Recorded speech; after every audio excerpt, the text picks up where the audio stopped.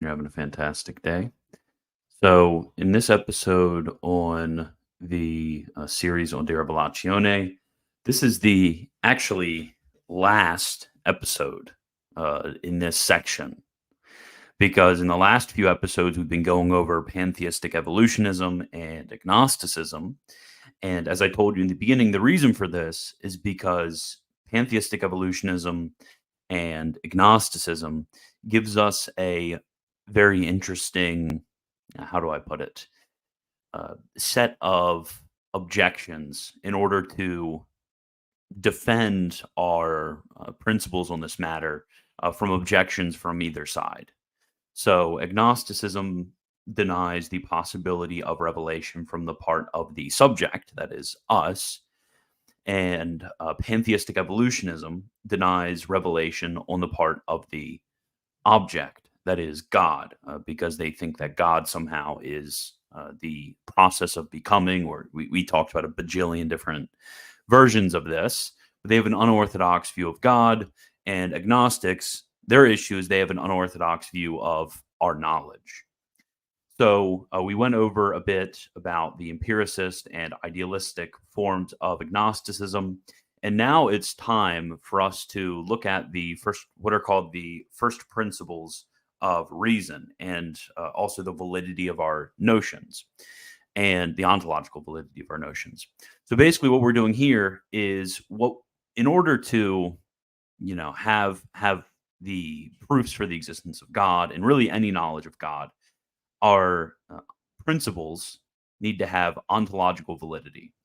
So, for example, we talked about this a bit in the pantheism one, but basically, when we think about things like the law of non-contradiction, laws surrounding efficient causality, our knowledge of the substances of things, and so on, these need to actually be valid. They need to actually be true, or we're not even going to be able to know created things as they are in themselves. We're not even going to have created science. So from this, we're not going to be able to affirm what's called the transcendental value of these principles. So all transcendental value means it exceeds created things. So the agnostics deny not only the ontological value, which is the value of the first principles that we already kind of spoke about under pantheistic evolutionism, but also the transcendental value, which is the value of these principles as also applying to God.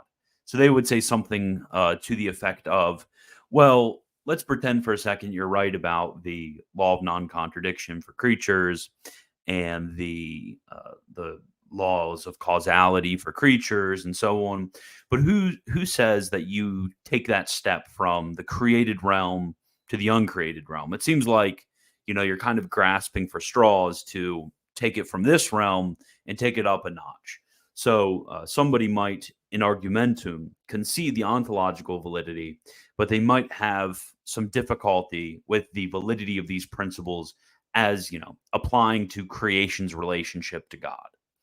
So that is going to take up a bulk of this exercise, because most of you, I'm assuming, aren't going to be struggling with whether the principle of non-contradiction has ontological value. It's really going to be the question of how we make the jump from creatures now to making these judgments concerning, our relationship with God. So the first thing we're going to have to do in this episode, I guess you could say, when it comes to dealing with this issue is first we're going to have to deal, before we deal with the transcendental, because the transcendental is asking, okay, what is the extension of these principles that have the ontological value of these principles? What's the extension of it? We're going to need to kind of treat the ontological value first. So first, we're going to cover, okay, how do we know that these principles, these first notions and principles of reason, how do we know that these have ontological value? And this is going to take three parts. So first, we're going to talk about how the ontological value of these cannot be directly demonstrated. And it's going to make a lot of sense why this can't be directly demonstrated. And then we're going to cover how they can be actually defended. So first, they can be defended through an explanation of the terms. Once you explain the definition of the terms, you see that these things, we have immediate evidence for them and that they're actually necessary as flowing from our knowledge. And then we're going to see in what's called an indirect demonstration, or most people know it as a reductio ad absurdum. So a reduction to absurdity, to see if you deny the ontological value of first notions and principles, we're going to see that this results somehow in absurdity. So first, we have to realize that there cannot be a direct demonstration of these principles. A lot of individuals will get a bit upset about this fact, and they'll say that this is somehow, a cope, or oh, you can't prove it, so you're saying that it can't be demonstrated. But what we have to recognize is that in order to even go about a formal demonstration of this, so formal demonstration means you start with a principle on which the conclusion is virtually contained, and you deduce the principle through what's called a middle term. The middle term is sort of the axis of a syllogism. So you take the first premise, which is the principle in which the conclusion is contained, and then you connect the major premise to the conclusion through another judgment, and this judgment is going to connect the major term and the minor term through the middle term. So I know a lot of that probably didn't make sense to you. Sorry, I don't know why I went on that brief tangent in logic. But basically, what you're doing in any argument is you're taking something and you're using another principle to draw forth the conclusion. But obviously, when it comes to first principles, so think about this, first principles, there's not going to be anything prior to these first principles for us to draw it from. Because if they're first principles, then there's nothing before it. So you can't find something before it in order to draw it forth from. Otherwise, we would have this sort of like infinite regress in first principles, and it just wouldn't make any sense. Or one could also say that basically any time that you are going to have these first principles of reason, anytime you're going to go into any sort of argument, it's going to somehow be assuming the first principles of reason. Because in order to even have a sort of argument, you're assuming that your intellect has a real ability to, draw forth conclusions by certain logical laws, for example. So you're going to be presupposing what you already need to prove. So it's going to be a sort of vicious circle. So rather than fall into this vicious circle or this infinite regress, rather we're going to have to prove this either by one, an explanation of the terms, which will show that it has immediate evidence, or two, through an indirect demonstration, which rather than going from a sort of principle which contains the first principle to a conclusion through a middle term, rather we're going to just show the fact that this is that if you don't hold to this principle, that it's going to result in absurdity. And since absurdity is absurd, since absurdity is absurd, then obviously in order to be reasonable, you need to hold to the antecedent principle, which in argumentum you had denied. So I hope that makes sense. We're going to have to prove these rather than through direct means. We're going to have to prove these through indirect. So when it comes to the direct defense via explanation, which is going to be the first part, it's called like an explicative rather than an illative syllogism. Illative just means you're drawing forth a conclusion. Explicative means that you're simply explaining the terms there, so you're not technically drawing forth a new conclusion. So because it's an explicative syllogism, we can use this when it comes to the first principles of reason.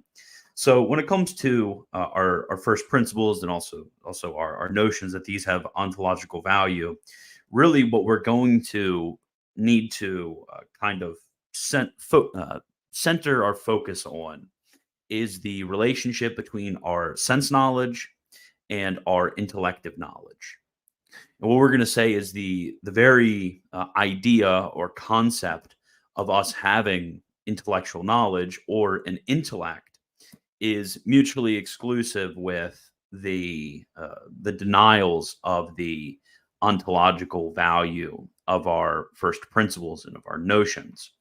So it can't be any sort of a priori subjective form, like Kant says, or really any of the other agnostic options, are going to have to somehow deny that we have intellective knowledge.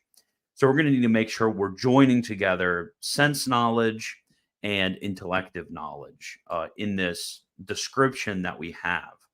So it's not sufficient for us to merely show that we have notions that arise from our senses, because the notions of phenomena that are posited by the agnostics have objective value. Rather, we need to show that they have not only this objective value, but also that these have ontological value, that these, in having ontological value, are correlative with our intellection. And it's also not enough to show that these are merely representative, because these need to be of the ontological order, not merely the logical order. So these need to have that connection, that origin in sensation. These can't be merely internally and reflexive, because idealistic agnosticism is going to hold that we have representative notions, but they're going to say that these are logically, not ontologically representative, since they have their origin within us, rather than somehow our origin within sensation. So with these in mind, the way that the Thomists are going to generally prove this point is they're going to put this in this explicative syllogism. I'm just going to read the one that Garrigue has, so pay attention. It's kind of, complicated, but as we start explaining the premises and the connections, we're going to be able to make a lot more sense out of it. So this is the major premise. The notions and principles by which we express not sensible phenomena, but rather things that are per accidens sensible and per se intelligible, which we resolve into intelligible being, have a value that is ontological and not only phenomenal. And then this is the minor premise. Now, the first notions and principles of reason do not express sensible phenomena, but rather express something that is per accidens sensible and per se intelligible and is resolved into intelligible being. Therefore, the first notions and principles of reason have a value that is ontological and not only phenomenal. So basically what this is saying, the crux of the whole argument, is what I said. If we have knowledge of intelligible being that is per accidens sensible, that is, it originates in the senses, but it's per se intelligible, that is, it draws forth intelligible being from that which is presented from the senses, then it's going to then we're going to be able to, from this, demonstrate the ontological value of our first notions and principles. I know it's probably a bit confusing at first, but once we get into the premises and start explaining and defending these premises in particular, this is going to make a lot more. Okay, first we need to explain the major premise, which I'll read the major premise again and then explain it. So the major premise is the notions and principles by which we express not sensible phenomena, but rather things that are per accidens sensible and per se intelligible, which we resolve into intelligible being, have a value that is ontological and not only phenomenal. So in order to understand this, we have to understand, okay, what is this per accidens sensible and per se intelligible? What the heck does that mean? I kind of went into it a bit, but what the heck does that mean? So we can distinguish between that which is per se sensible and that which is per accidens sensible, that which is essentially sensible versus that which is accidentally sensible. So, for example, let's say we perceive, I look, let's say at, I don't know, my wall. My wall, I look at it and it's white. The whiteness that I am perceiving, that I am sensing with my senses, the phenomenon that I am, interacting with by my senses, that is per se sensible, because it is my senses that are interacting with that phenomenon. But on the other hand, something could be per accidens sensible and per se intelligible. So when I look at that same wall and I abstract that concept of wall or I, let's say, abstract that it's being, it's something which is.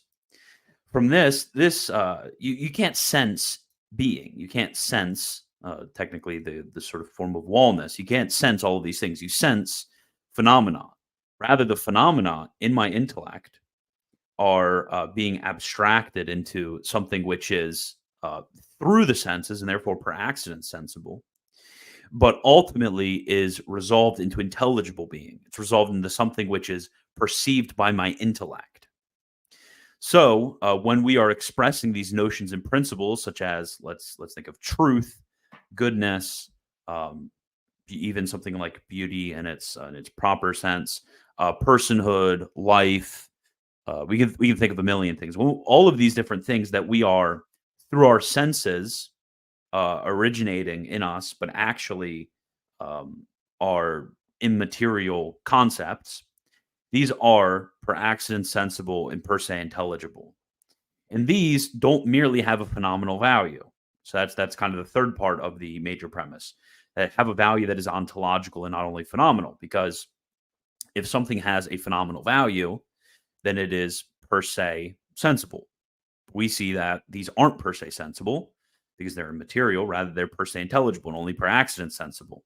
And therefore, they don't merely have a phenomenal value, but they have, that's right, they have an ontological value. So that's how we explain this major premise right here. So now after the major premise, we get into the minor premise, which is basically asserting that our knowledge of these first principles is something that is per accident sensible and per se intelligible. And the conclusion is basically that we are going to have this immediate evidence of it. But anyways, the minor premise is now the first notions and principles of reason do not express sensible phenomena, but rather express something that is per accident sensible and per se intelligible, and is resolved into intelligible being. So when we think about something like the laws surrounding efficient causality or final causality or the certain laws of being itself, law of non-contradiction, things like this, we're going to say that these actually aren't and can't have phenomenal value because they are expressing things which are immaterial. These are expressing things which aren't per se sensed. Like we don't go out there and somehow sense with our senses the law of non-contradiction. We don't go out there and sense with our senses efficient causality. And this is actually going to be a major refutation of agnosticism because these things aren't and can't somehow come from experience of mere phenomena. So rather, these things are things that are intelligibly grasped. And these aren't even things that are intelligibly grasped by any manner of argumentation, but rather these things are said to be immediately grasped. So really, all of us have this immediate evidence from our grasping of certain things. We have immediate evidence that which is. We have immediate evidence of the law of non-contradiction. We have immediate evidence of causality. We have immediate evidence of all of these different notions and principles. So that right there is the quote direct defense, which is really an explanation of the way that these work. Is that from our senses, in our experience of the world, we have some sort of direct perception of all of these first principles through our senses, but in our intellect. So now, when we apply this direct defense to the various different groups, first, obviously, the empiricist agnostics, just as we covered with our overview, when we apply this to the empiricist agnostics, it becomes clearer really what their position is and also what their position is going to entail. For them, there is no per accidents sensible and per se intelligible notions at all. Everything is going to be per se sensible. There's only going to be somehow phenomena. So when we think about the primary objects of our reason, or at least what we see as primary objects of our reason, they're really going to collapse. And those that are these empiricist agnostics aren't at all going to be able to actually hold that these things are. For example, causality, or our knowledge of causality at least, non-contradiction, and so on and so forth. Since these things, you can't go out and experience them, you can't go out and see them phenomenally. Rather, they're going to be something which is intellectually. So really, they turn the human being, they turn the human intellect as into kind of like a parrot. Is basically we are able to have a term that a verbal term that we memorize of some sort, and we're able to have an image over here, and then the term, and we're able to respond back with the term to the image.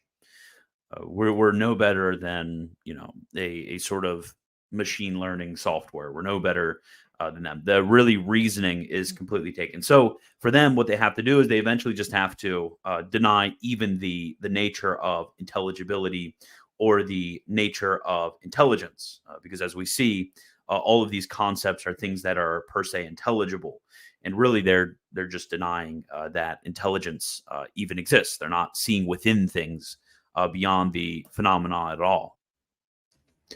On the other hand, when it comes to the idealistic agnostics, they're going to say that these first principles, which we grasp, which we have evidence of directly, that rather than being merely phenomenal laws, like it was said by the empiricist agnostics, there's still going to be intellectual laws, intellectual laws in the broadest sense, but these are going to be merely logical laws. They're going to be laws of our subjective forms or ideas. And here we destroy the distinction between rationate being, or being of reason, if you may, and real being. So really, what we have is the fact that something in accordance with the law of non-contradiction is a law of that which we can conceive in our intellect.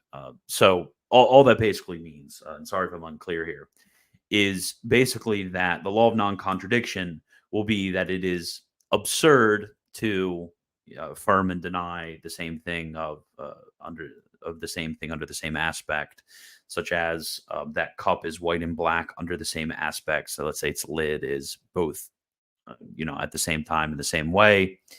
That would be absurd to think about, but maybe it's not absurd that it actually is like this. Maybe it's not absurd that it actually is like that. It's just kind of absurd for me to even think about.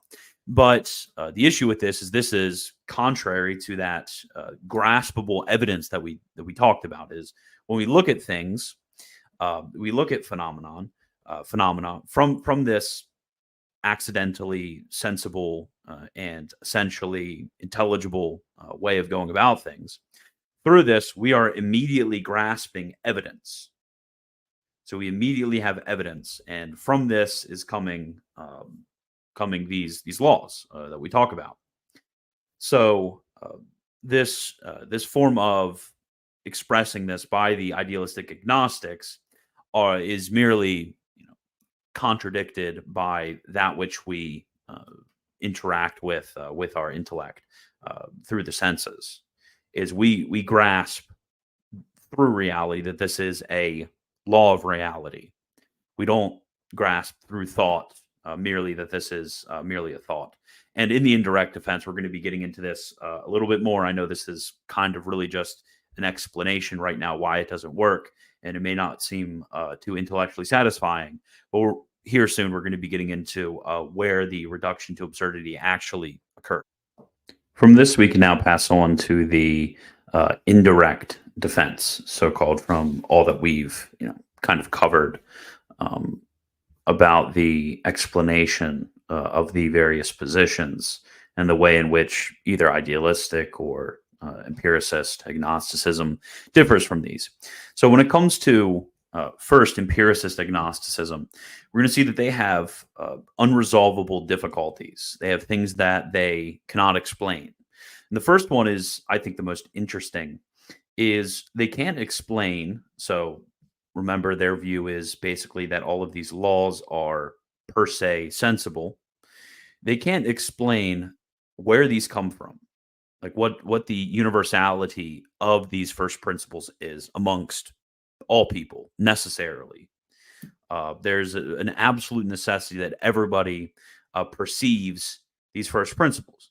So, for example, we can think about the law of causality, and I think this is the most damning one for them, is how do we have natural certitude around the law of causality? Because really, if you think about it, most of the things that we interact with on our day-to-day basis, on a day-to-day basis, in their day-to-day life, most of these, we actually don't really see the cause for these. We actually don't perceive that these things are caused. So why are these laws universal? Where do they come from? And really, we would respond and say, well, these things come from the immediate perception of intelligible being, per se, per accidents sensible, and per se intelligible. So we'd say it's through the senses, but it's ultimately intelligible. So we're perceiving these things rationally, but they can't say that, obviously. And the idealistic agnostics, they're going to kind of have a similar response to say that this is some sort of subjective form that everybody has. But when it comes to the empiricist agnostics, they just can't explain it. I mean, why wouldn't people? Why wouldn't like large swaths of people, deny these first principles? It would make sense because a lot of the first principles are kind of actually hard to, if we were going to just reason from them, from particulars to universal laws or something like that, it would actually be quite difficult with some of them because we don't experience instances of these in everything that we experience phenomenally. And then second, it can't explain the certitude that we have about the objective value of our intellect. And then third, they can't explain, and the second one's kind of not interesting. That's why I'm going past it. Read Gary if you care too much about it. I thought the first one's the most interesting, which is why I riffed on it a little bit. So the third one is that empiricist agnosticism cannot explain the value or inferential strength of valid syllogisms. And I think this one's also a very interesting one because what they would say is, basically, syllogisms end up being tautologies. We have the major premise is a collection of a bunch of singular things, and the minor premise is basically just pointing out one of those singular things. So we already have a containing of the conclusion in the principle, not virtually, but in act. But this really doesn't make sense because most of our syllogisms aren't actually like this. Most of our syllogisms are rather perceiving the formal reasons for these things, and they're perceiving something where it's not formally contained in it, but only virtually contained in it. So really, this whole cope when it comes to how syllogisms even work is merely ad hoc, and most of the syllogisms that we actually use don't have a formal containment of the conclusion in the major premise. And then lastly, cannot assign a reason for induction. So induction is basically the forming of universal laws, if you will, the forming of universal laws based on experience of certain particulars.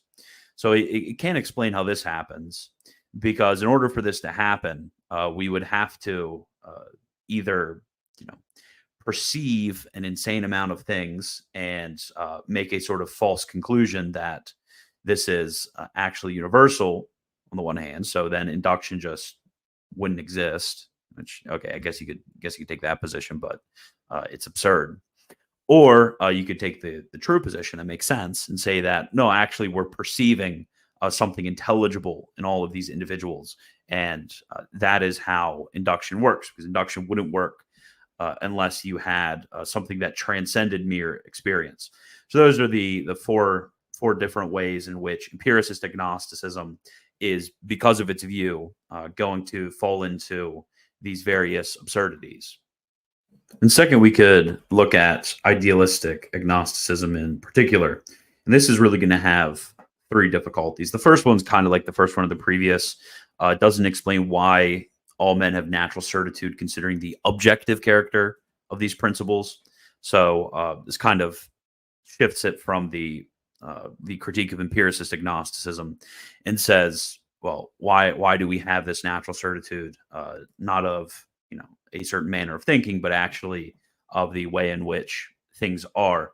And then also there has to be an admittance of really blind and irrational judgments, because the judgments that we're going to make in these systems, these sort of a priori forms that we're affirming, they're not going to have any sort of mode or evidence for these judgments. Really, they're just going to be they're really just going to be. They're going to be blind, irrational, not on the basis of everything. They're going to be completely devoid of evidence. And then lastly, we're going to see that the applications of all of the categories that we have are going to be somehow arbitrary. And really this arbitrariness happens because they are simply of a. It's easy to see why, actually, because there's no sort of motive coming from something external, which is motivating this imposition of categories on this thing. The motive is something which is non-existent. It's something which is merely a priori. It's something which exists simply in our intellect. So since there isn't any relation between the thing right there motivating this application of category, why do we apply the category of substance to this thing rather than the category of causality? Or why do we apply the category, let's say, of quality rather than the category of quantity? It remains something which is purely arbitrary on the part of our intellects. So really, we're not grasping anything. We're grasping nothing in these things. Rather, we're simply arbitrarily, placing these categories on some things. So for example, why do we? And this is kind of Humean in nature, if you will. But why are we grasping, for example, that there's night before day, and there's also this change in weather before a thunderstorm? Why are we applying the change of weather, or the change of somehow climate, to causing a thunderstorm? Why do we appeal to causality, or at least intuit? Actually, we intellectually grasp causality in that thing, but we don't intellectually grasp causality when it comes to night preceding day, because night doesn't cause day. Night merely precedes day in time. So why can we grasp this causality, or we can think about in other manners? Why are we charging a murderer with death, let's say, when we're merely grasping subjectively some sort of causality? There's no objective value that is primary to all of these principles. So there's a lot of unresolvable difficulties to practical act.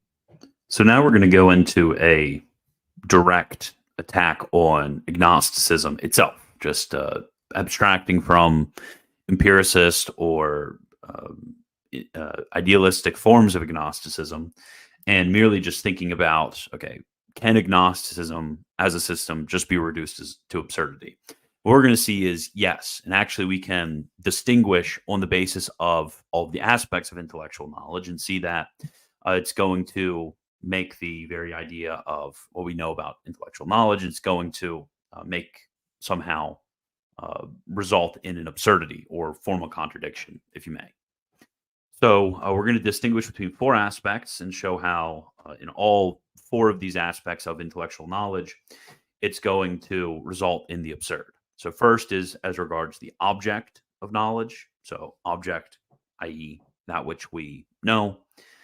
Second, as regard the idea and principles. Third, as regards the act of understanding. And then fourth, as regards the intellect itself. So first, as regards the object. So if the intellect only knows ideas and not things in themselves, then we're going to have a formal contradiction which results. So how does this formal contradiction result? Well, there's two types of knowledge. There's two types of intellection. There's direct intellection, and then there's reflex intellection. So let's say I directly know the icon before me, and then I reflect on the fact that I know the icon before me. So I know that I know. So when it comes to uh, if our intellect was only knowing ideas and not things, then this distinction between direct and reflex intellection would completely collapse. Because a reflex act, that is, we're reflecting on something, presupposes a direct act because we directly have something and then we reflect in a reflex act on that thing. So for them, there would be an identity between these two. There's an identity between causality and the idea of causality, the knowledge of an icon and the idea of knowing an icon, because the idea is the thing known. So you would have reflex acts, which would presuppose no direct acts and actually be identical with direct acts, which is a formal contradiction. So when it comes to the object, we have a reduction to. Second, we see that agnosticism, essentially speaking, is going to fall into an absurdity when it comes to the idea. So when it comes to the idea, the idealists are going to, kind of as we said also with the object, think that the idea is that which we know rather than that by which we know. So for scholastics, we say that the idea is that by which we know something out there, but rather the idealists, they're going to hold that the idea is that which we know. So the reason this is absurd is because the idea is something which is essentially representative. The idea that we have of a, let's say, a cup, the idea that we have of a cup is the idea of a cup, of a cup. So you see that with the agnostic view, the idealists in particular, in general. But what they hold is that you have this idea, and that this idea is not essentially relative to the represented thing. So rather, it's an idea, not of the thing, but it's really an idea of nothing. So it would simultaneously both be and not be at the same time. So there's no sort of essential relation that the idea has to being at all, and therefore, it's not an idea. So it's both an idea and it's also not an idea at the same time. Yeah. Third, we could look at the act of intellection. We would say that intellection, by definition, looking into something, intellection by definition is something which is said to be intentional. That is, it's ordered towards, it's ordered towards an object. It's essentially relative to something known. So if you deny this essential relation, you're really just denying the act of intellection. But also, and therefore, it wouldn't be of anything intentionally. But also, what's another, I guess you could say, kind of more interesting one would be that if you have the agnostic doubting the ontological value, the principle of contradiction, then really there would be some sort of infinite regress when it came to the knowledge of his own thought, actually, because he wouldn't have any sort of surety or certainty that he is even, thinking, actually. So it doesn't help him escape from the problems that he thinks it does, and actually it just completely destroys certainty even of his own thinking, because who knows that he's not actually thinking and not thinking at the same time in the same manner. So it leads to, in this way, manifest absurdity. And finally, we could look at the absurdity that it posits when it comes to the intellect itself, because as we went over above, when it comes to at least, I guess when it comes to both forms of agnosticism, when it comes to empiricist agnosticism, we have a destruction really of the intellect itself and its reduction to sense knowledge. But when it comes to idealistic agnosticism, we have a really a positing of this absurdity, this lack of any sort of essential relation to being. We also have this lack of, as we went over above, any sort of foundation for our judgments. It's rather these a priori blind judgments that we have. So in the very depths of our reasoning, we're having a sort of irrationality that is fundamental to it and is actually destructive of it and drags us down into absurdity. Okay, well, that's basically everything when it comes to the ontological value of first principles and our notions. But we still need to cover the transcendental or transcendent value of these notions and of these principles of reason. But that is going to have to wait for next week. This video has, I don't want to make it, I don't want to make it too long. So next week we're going to be going over that. I'm not sure whether I will get into the objections in this chapter. I'm going to relook over those and see if I think they are worth covering. But if we do, then it's going to be 2 weeks, and then Ethan is going to be back, and we're going to be back to our regularly scheduled programming. As I said, this was a little bit of heavier, more boring stuff. I mean, I hate going through this stuff. It is really kind of boring. But going through all of this more boring stuff before we get back to all of the exciting, cool stuff that seems more applicable to Catholic theology. So if you appreciated this, consider becoming a patron at patreon.com/militant Thomist. And as always,